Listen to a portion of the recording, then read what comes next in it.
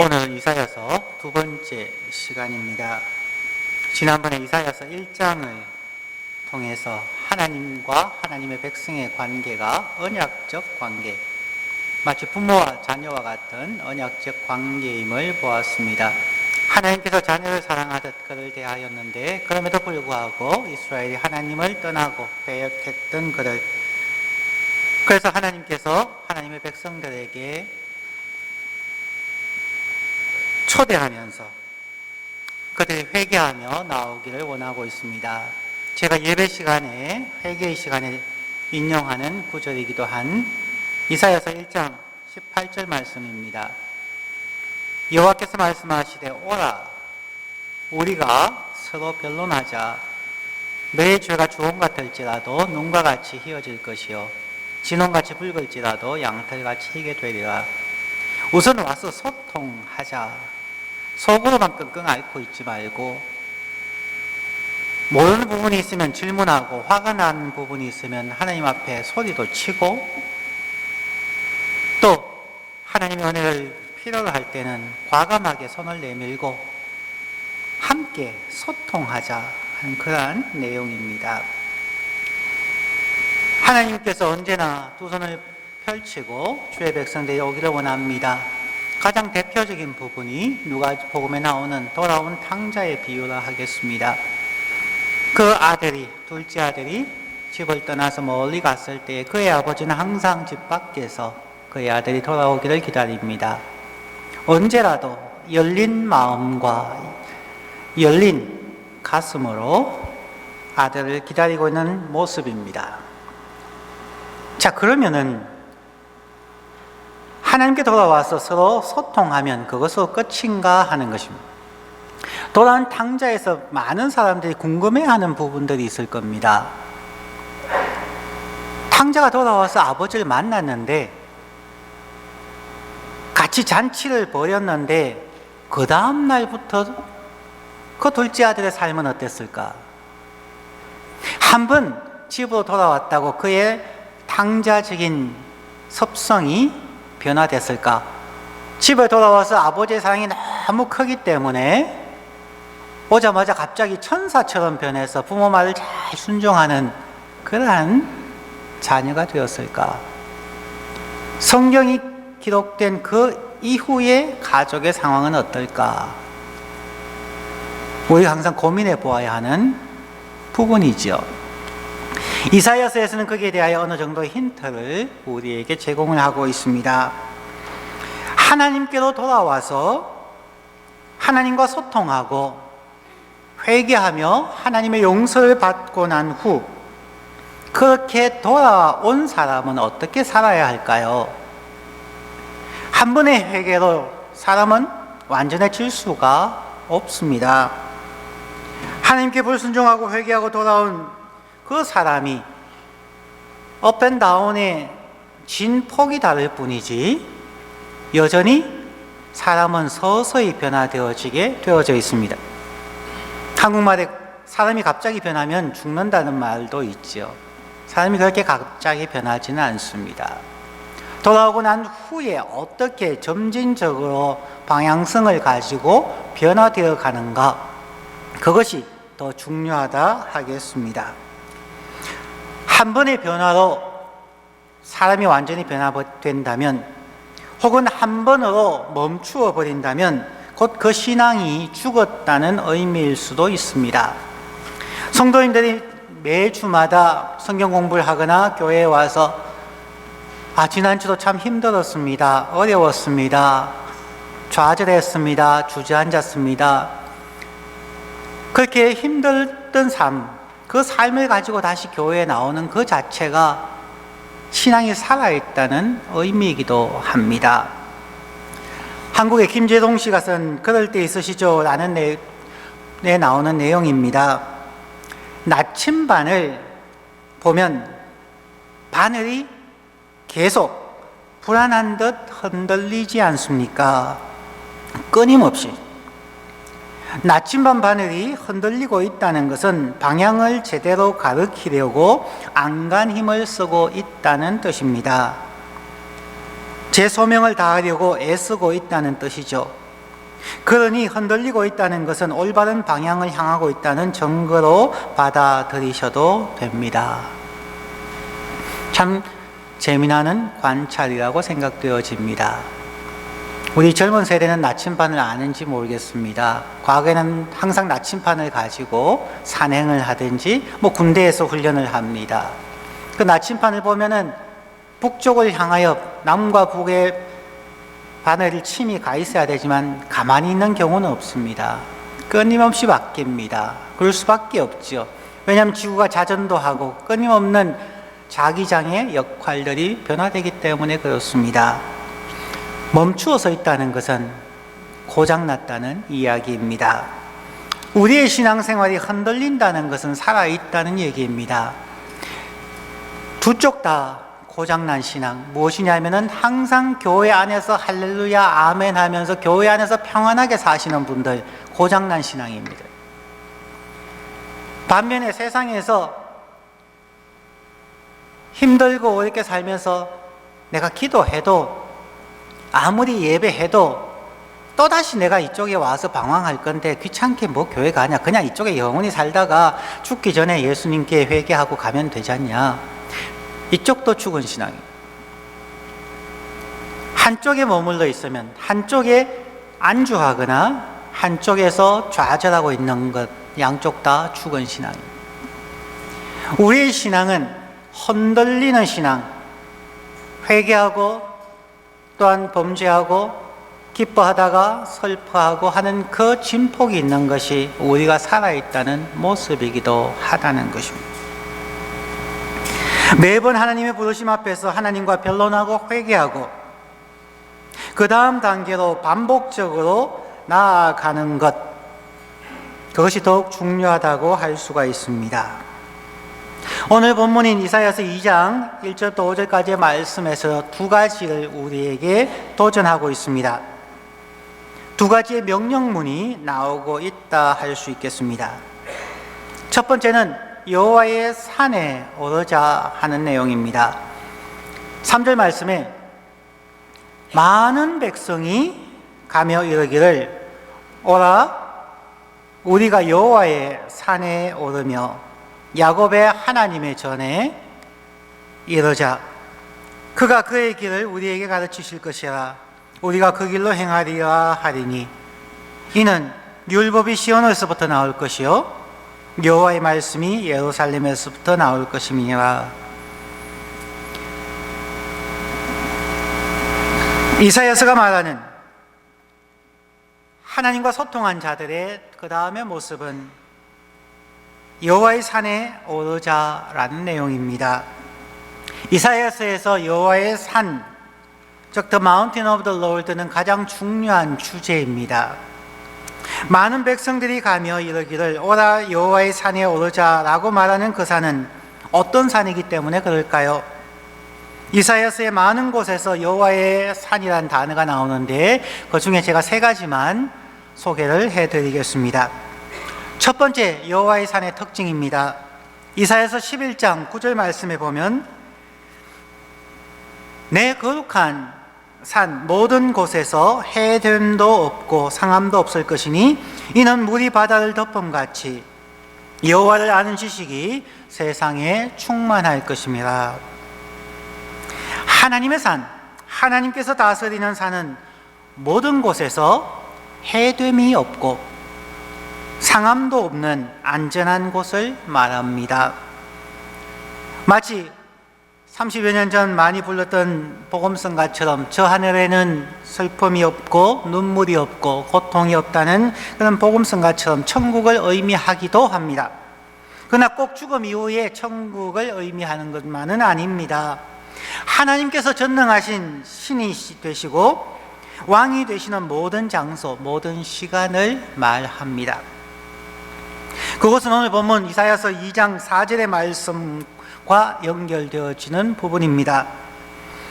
2장 4절 말씀에 그가 열방 사이에 판단하시며 모든 백성을 판결하시리니 무리가 그들의 칼을 쳐서 보습을 만들고 그들의 창을 쳐서 낫을 만들 것이며 이 나라와 저 나라가 다시는 칼을 들고 서로 치지 아니하며 다시는 전쟁을 연습하지 아니하리라. 오직 하나님께서 재판장이 되신, 하나님이 열방 사이에서 판단하시고 많은 백성을 판결하는 그 상황, 그것이 꼭 죽음 이후의 천국이 뿐만이 아니라 이 땅에서조차 하나님이 판단하시고 다스리는 그곳에 여호와의 산이 있다는 것입니다. 하나님의 산에서는 더 이상 전쟁을 연습하지 아니합니다. 전쟁의 무기였던 칼을 쳐서 보습 혹은 농사지을 때의 쟁기로 만들고 창을 쳐서 낫을 만드는 하나님의 나라입니다. 평화가 넘치는 곳입니다. 그 이유는 이사야서 12장 9절의 내용처럼 물이 바다를 덮음같이 여호와를 아는 지식이 세상에 충만할 것이기 때문입니다. 여호와를 아는 지식, 하나님이 통치하시는 그곳, 여기에서 생각해 보아야 하는 부분이 바로 안다는 의미입니다. 여호와를 아는 지식이 세상에 충만할 것이다. 어제 청년부 설교에서 질문을 해보았습니다. 여러 성도님들에게도 질문해 보겠습니다. 여러분은 저를 아십니까? 여러분은 저의 얼굴을 알고 이름을 알고 얼마나 이 지역에 오래 살았으며 어느 교회에서 목회하고 있다는 것을 아시지요? 목사라는 신분도 알고 대충 키가 어느 정도 되며 대충 체격이 어느 정도이고는 아실 겁니다. 그런데 여러분들은 저와 1대1로 상담을 하십니까? 저는 목회할 때 항상 하는 얘기입니다. 목사님들이 아무리 설교를 잘해도 설교로 사람들을 변화시킬 수 있는 가능성은 10%밖에 안 된다고 생각을 합니다. 아무리 설교를 잘해도 설교는 원웨이, 일방적 통행이기 때문에 각 성도님들의 상황을 리플렉트 할 수가 없습니다. 스몰 그룹 성경 공부가 성도님들의 삶에 20% 정도의 영향력을 미친다고 생각을 합니다. 설교보다는 조금 더 작은 그룹에서 서로의 의견을 나누며 성경을 기본해서 일상의 삶과 기도의 제목들을 나누면서 접근할 수 있기 때문에 조금 더 영향력이 있습니다. 그래서 제자 훈련을 잘 하는 교회나 목사님의 설교가 매우 위대해서 대형 교회가 된 교회들도 오늘날 사람들이 보기에는 뭔가 좀 이상한 교회로 되어지는 거죠. 자신들의 삶이 변화되어지지 않으며 속 사람이 변화되어지지 않으며 사회의 정의와 평화를 이루는 삶에 대한 관심과 노력은 없으면서 그냥 교회가 커지고 마치 대기업에 다니는 직장인처럼 대형 교회에 가면 자기의 신앙도 성숙했다고 착각을 하게 되는 것이죠. 그런데 그들의 삶이, 일상의 삶이 즐거운가? 그들의 직장의 삶이 즐거운가? 학교의 삶이 즐거운가? 그렇지는 않다는 것입니다. 마치 세상과 동떨어져서 자기들만의 세상을 만들어가고 있다는 그러한 비난을 받게 되는 것입니다. 설교로 인하여서 사람이 10%의 변화를 받고 소그룹의 참여함을 통하여서 20%의 변화를 받는다면 상담가와 멘토 혹은 목사님과 심지어 일반적인 사이콜로지스트, 심리학자들과 1대1로 만나는 것은 각 사람을 약 40%가량을 변화시킬 수 있다고 저는 생각을 합니다. 왜냐하면 1대1로 만나기 때문에 서로의 가장 내밀한 이야기까지, 고통스러운 것까지, 숨기고 싶은 것까지 같이 이야기하고 토해놓고 나에게 적용되어질 수 있는 지혜의 조언들을 들을 수 있고 매주 자기의 삶을 점검할 수 있기 때문에 변화의 속도가 훨씬 많다는 것입니다. 그래서 저는 저의 목회가 설교 10%, 소그룹 성경 공부 20%, 개인 상담이 40%에서 10 플러스 20 플러스 40을 하면 70%, 70%의 임팩트를 줄 수 있기 위하여 저는 원어원 상담을 매우 중요시하고 있는 것입니다. 원어원 상담은 가르치는 것이 아니라 듣고 함께 걸어가는 것입니다. 어떤 비판도 하지 아니하고 함께 마음을 나누는 것입니다. 그런데 청년들에게 질문했을 때 청년들의 대답이 왜 상담을 1대1로 나는 항상 available 한데 왜 상담을 하지 않는가 했을 때 가장 대표적인 답이 우리가 목사님을 모르기 때문입니다. 제가 누군지 왜 모를까요? 제 이름도 알고 제 모든 것을 안다고 생각하는데 그 청년이 하는 목사님을 모르기 때문입니다 하는 말이 사실은 정답이죠. 목사님을 모르기 때문입니다 라고 할 때 그 의미가 무엇일까요? 그 의미는 과연 이 사람은 나의 고민을 이해해 줄까? 이 사람은 나에게 적절한 조언을 해줄 수 있을까? 이 사람은 1대1로 만나서 상담했을 때에 그 내용에 대해서 confidentiality, 비밀 엄수를 지킬 수 있는, 신뢰할 수 있는 사람일까? 이 사람은 나의 성격과 부딪히지는 않을까? 이 사람은 자기의 지식을 자랑하며 나를 훈계하려고 하지 않을까? 이 사람에게서 어려운 문제에 대한 답을 줄 수 있는 지혜가 있을까? 단순하게 목사라는 타이틀 때문이 아니라 인생에 몇 년을 더 산 선배이기 때문이 아니라 그 사람의 캐릭터가, 그 사람의 삶에 근본된 자세가 어떤지를 모르기 때문에 원어원을 안 하는 거죠. 1대1 멘토링을 하지 아니하고 21세기의 신앙생활을 성공하는 것은 제가 심하게 말해서 기대하지 마십시오. 멘토링이 없는 신앙생활은 더 이상 21세기에는 성공할 수가 없습니다.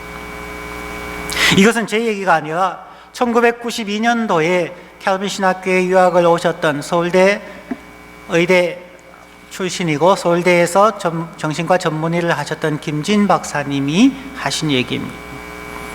1990년대에 저희들에게 얘기하셨습니다. 21세기의 목회는, 교회는 목사만으로 절대로 운영되어질 수 없습니다.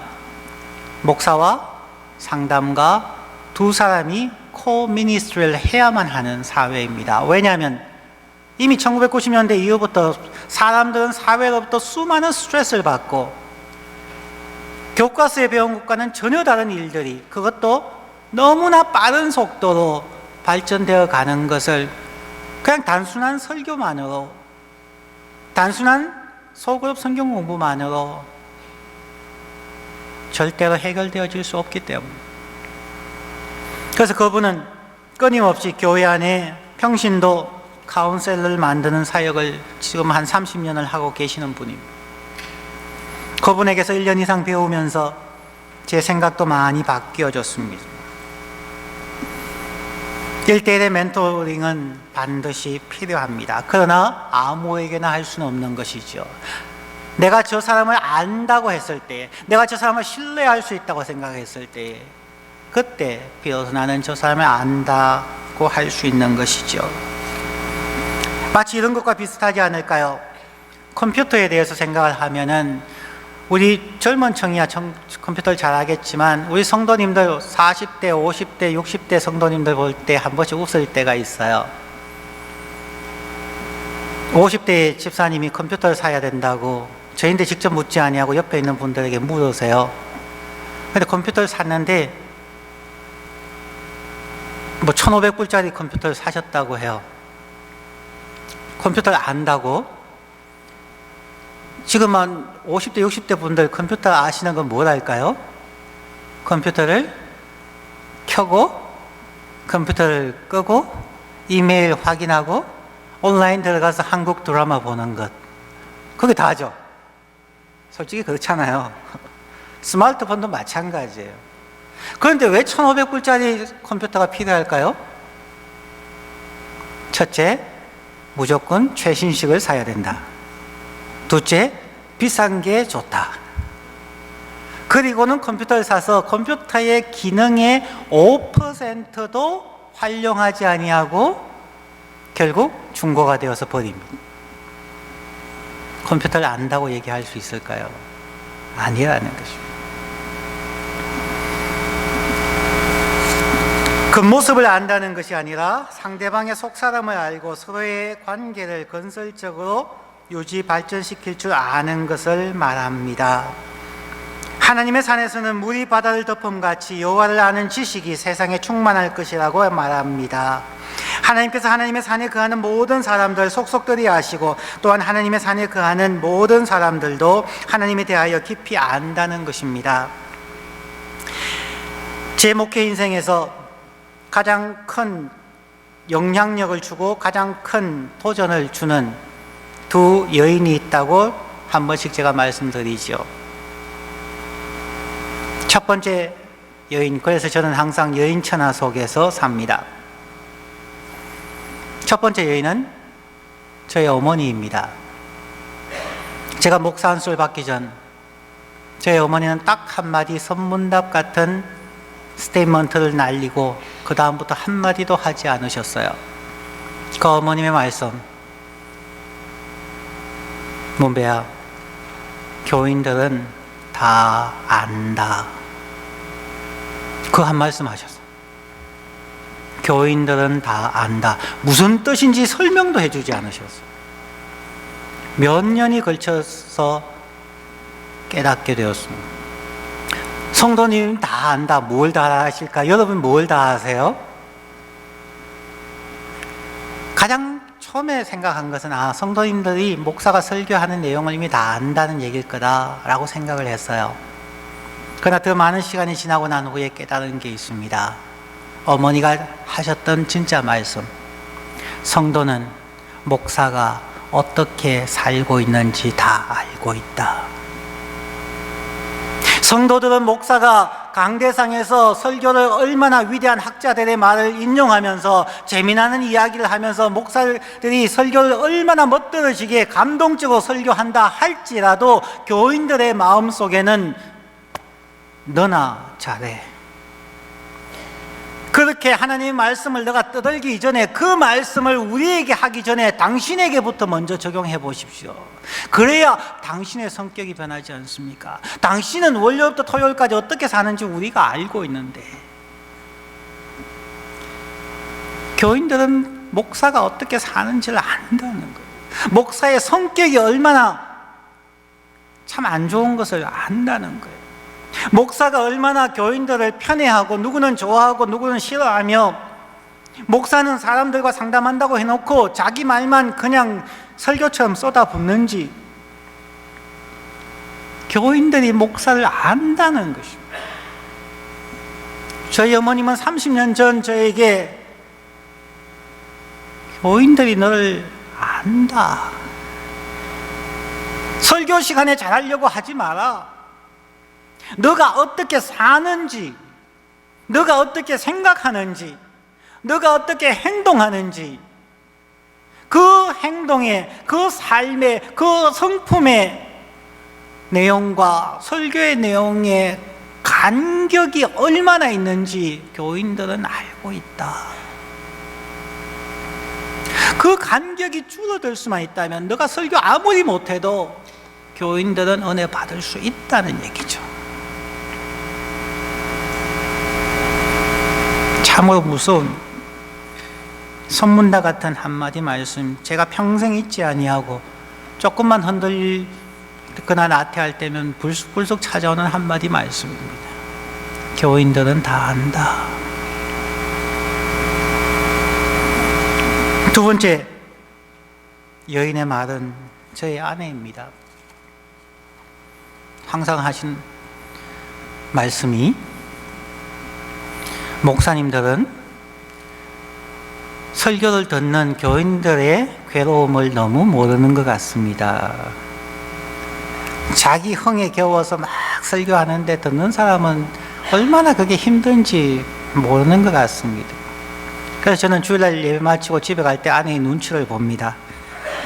그 입에서 교인의 괴로움을 몰라 이러면 저는 그날 설교 죽순 겁니다.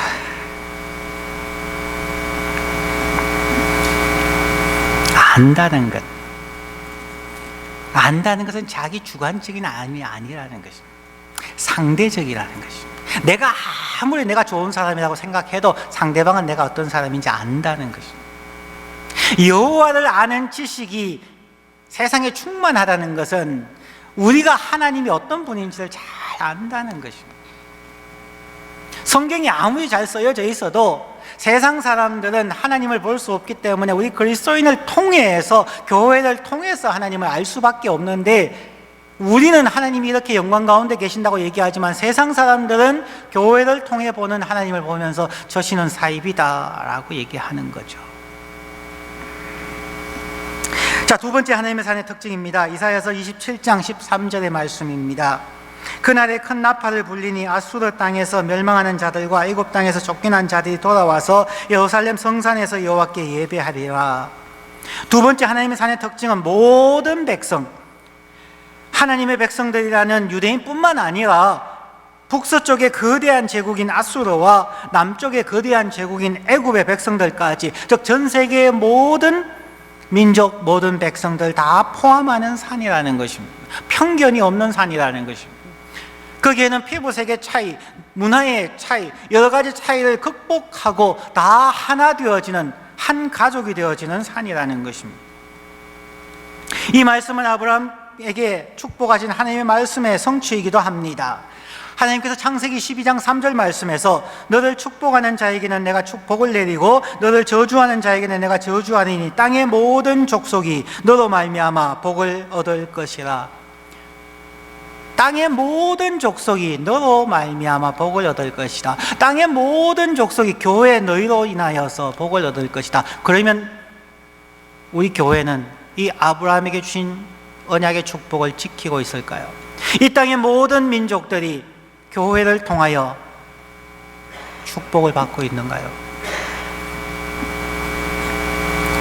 요한계시록 7장 9절과 10절, 즉 성경의 처음과 끝부분을 연결하면 하나님의 뜻을 알 수 있기 때문에 소개합니다. 7장 9절과 10절 말씀. 이 일 후에 내가 보니 각 나라와 족속과 백성과 방언에서 아무도 능히 셀 수 없는 큰 무리가 나와 흰옷을 입고 손에 종려가지를 들고 보좌 앞과 어린 양 앞에 서서 큰 소리로 외쳐 이르되 구원하심이 보좌에 앉으신 우리 하나님과 어린 양에게 있도다. 교회는 자기들만의 모임이 아니라는 것입니다. 능히 셀 수 없는 큰 무리가 각 나라와 족속과 백성과 방언에서 나와서 찬양하는 그곳, 그곳이 하나님의 산이고 그곳이 교회여야 한다는 것입니다. 우리 교회 안에 어떤 인종의 어떤 부류의 사람들이 와서도 예배할 수 있는 그곳입니다. 세 번째 하나님 산의 특징입니다. 이사야서 56장 7절 말씀에 내가 그들을 나의 성산으로 인도하여 기도하는 내 집에서 그들을 기쁘게 할 것이며 그들의 번제와 희생을 나의 제단에서 기꺼이 받게 되리니 이는 내 집은 만민이 기도하는 집이라 일컬음이 될 것입니다. 이것은 예수님께서 성전을 정결케 하시는 장면에서 인용하시는 내용이죠. 내 집은 만민이 기도하는 집이라. 하나님의 사는 모든 민족, 모든 방언, 모든 백성들이 함께 기도하는 하나님의 집입니다. 함께 한 하나님께 예배하고 기도하는 곳입니다. 축복과 평화와 하나됨이 있는 곳입니다. 이제 그 하나님의 산에 나아갈 수 있는 사람들은 어떤 사람들일까요? 를 생각해 보겠습니다. 두 번째입니다. 두 번째 명령, 여호와의 빛에 행하자. 5절과 3절을 읽겠습니다. 5절, 야곱 족속아 오라 우리가 여호와의 빛에 행하자. 이 여호와의 빛에 행하자는 것이 무슨 의미인지를 보여주는 것이 3절 말씀입니다. 많은 백성이 가며 이르기를 오라 우리가 여호와의 산에 오르며 야곱의 하나님의 전에 이르자. 그가 그의 길을 우리에게 가르치실 것이라. 우리가 그 길로 행하리라 하리니 이는 율법이 시온에서부터 나올 것이요 여호와의 말씀이 예루살렘에서부터 나올 것임이니라. 하나님의 산에 거할 수 있는 사람은 여호와의 빛에 행하는 사람인데 그 여호와의 빛에 행한다는 것은 그의 길, 그의 방식을 따르는 사람들입니다.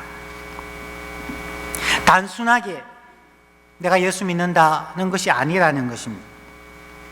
그의 길, His ways, 그 길, His path, 하나님의 산에 이르는 것은 구원을 얻는 것입니다.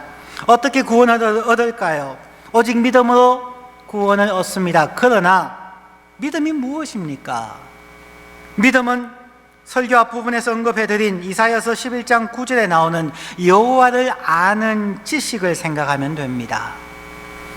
조금 전에 컴퓨터나 친구와의 관계 속에서 안다는 것이 외모를 아는 것과 속 사람을 아는 것이 매우 다름을 말씀드렸습니다. 성경에서 나오는 안다라고 하는 것, 여호와를 아는 지식이라고 하는 히브리 말을 이해하는 것은 매우 도움이 됩니다. 구약 성경에서 안다, 혹은 신약 성경에서도 이스라엘 백성들이 사용할 때 안다라고 하는 말은 히브리 말로 야다라는 말입니다. 야다라고 하는 말은 부부관계를 이야기하는 것입니다. 오래된 부부관계. 가장 대표적인 부분이 누가복음 1장에 나오는 천사 가브리엘과 마리아의 대화입니다. 천사 가브리엘이 마리아에게 나타나서 얘기합니다. 복받은 자여, 너가 이제 아이를 낳을 것인데 그 아들의 이름을 예수라 하라. 그때 처녀인 마리아가 몹시 놀라서 가브리엘에게 대꾸하죠. 그가 이렇게 말합니다.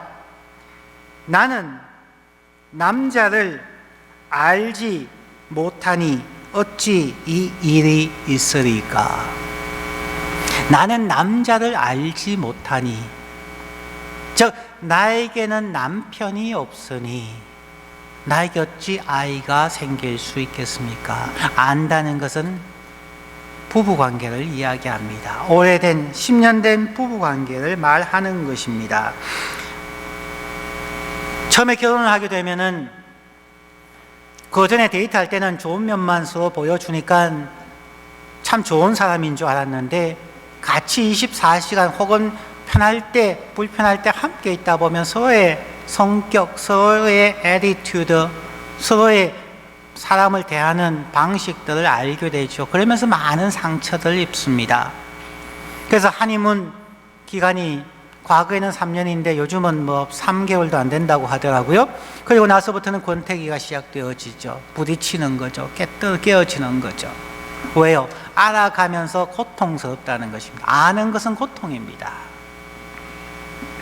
그러나 한 10년 부부가 같이 살다 보면은 미운정, 고운정 들게 되고요. 상처를 주고 상처를 받으며 용서하고 어떨 때는 용서받지 못하기도 하고, 이렇게 저렇게 하면서 저 사람은 그런 사람이야 라고 어느 정도의 양보도 하고 어느 정도의 체념도 하면서 살아가게 됩니다. 그게 야다라는 말이라는 것입니다. 하나님을 아는 지식은 우리가 이렇게 하나님께 기도했더니 하나님이 응답도 해주시고, 이렇게 기도 간절하게 40일 금식 기도했는데도 하나님이 응답해 주지 않는 상처도 받고, 내가 하나님 앞에 나가는 것과 하나님께 나에게 대하는 것이 나의 뜻과 다르고, 이렇게 수많은 부딪힘과 갈등을 통하여서 서로를 알아가게 되는 것, 그것이 야다, 여호와를 아는 지식이라는 것입니다.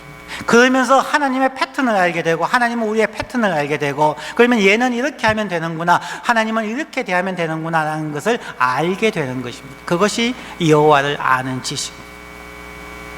그러면서 믿음이 자라가면은 하나님의 그 모습 그대로를 더 깊이 알아가게 되는 것이죠.